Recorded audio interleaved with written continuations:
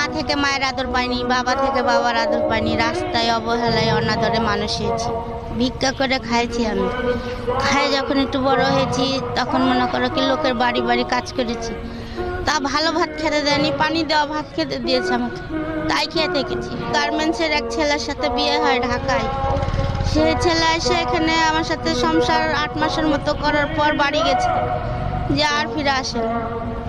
একটা বাচ্চা আমার পেটে ছিল তখন 2.5 মাসের।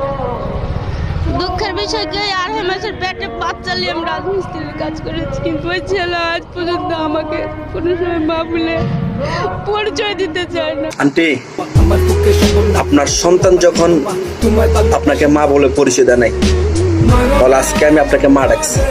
আপনার জন্য দোয়া রইল, ভালো থাকবেন সবসময়।